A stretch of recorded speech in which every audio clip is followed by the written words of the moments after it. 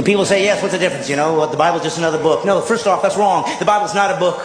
The Bible's 66 books. 40 different people wrote it. Over 1,500 years. There's never been a book like that in history. Ever. Does that make it the Word of God? No. It just means it's worth considering. Because there's never been a book like this. Gives you some reason to consider it over the others. Well, how about history? For hundreds of years, archaeology has used the Old Testament and New to find buildings, to find people, to find civilizations, to find kings that didn't exist or they didn't think they did. And suddenly the Bible said they're there and they dug it up and there it was. Does that make it the Word of God? No. It means it's historically accurate. Real people really existed and really wrote down what they saw. It's worth considering. And then they said, we're going to have God show up. And lots of people said that. Lots of religions say it. Don't worry, we'll prove it as a rational God would do.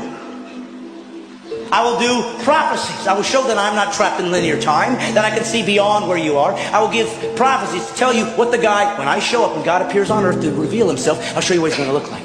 Over 300 prophecies.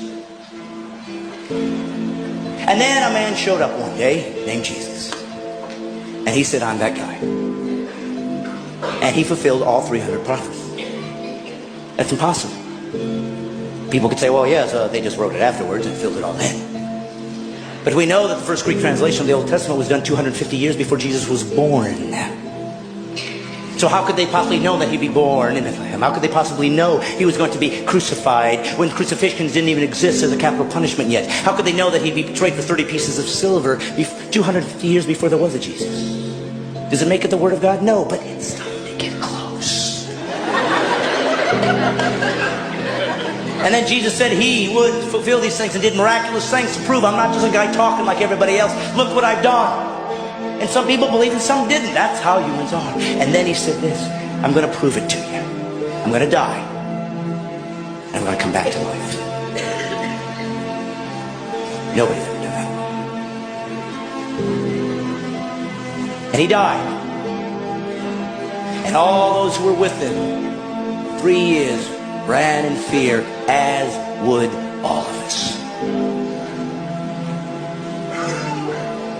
And they ran away and they said, I guess we were wrong. And then something happened.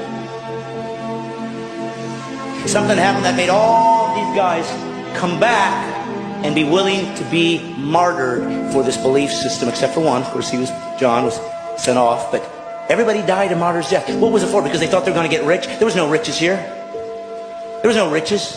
The Roman government hated them. They wanted them destroyed. They'd use them as people that could be eaten alive by animals for sport and entertainment. You were kicked out of your culture. The Jews weren't going to take you in, so there was no value there. There was nothing good here. There was nothing here to gain. And they all still died for what? Because they found a new religion? No, for one reason. They said this. I saw him die. And I saw him come back. And that's it. You don't have to believe it. And why did he die? So you could have a perfect life? No, so you didn't have to go to hell. Well, I don't believe in a God who would send people to hell. He didn't give hell for you. That's what's great about Christianity. It gives you all the answers. Hell was created for the devil and his angels. But it was part of the rules he put into nature, into the nature that we live in. Anybody that would rebel against him, this is where they go.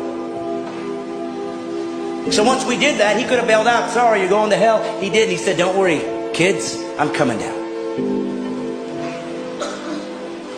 So if you go to hell, you chose it.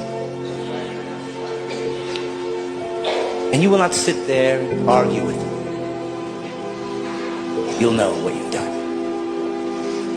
And if you're an atheist, let me tell you something. That's your dilemma. If we all die and there is no God, it's just eternal unconsciousness, you'll never know. But if you're wrong, you'll know forever. And it's not a gamble anybody should take. Well, what are you saying? I should just believe in Jesus so I don't go to hell? Pretty much. God bless you, everybody.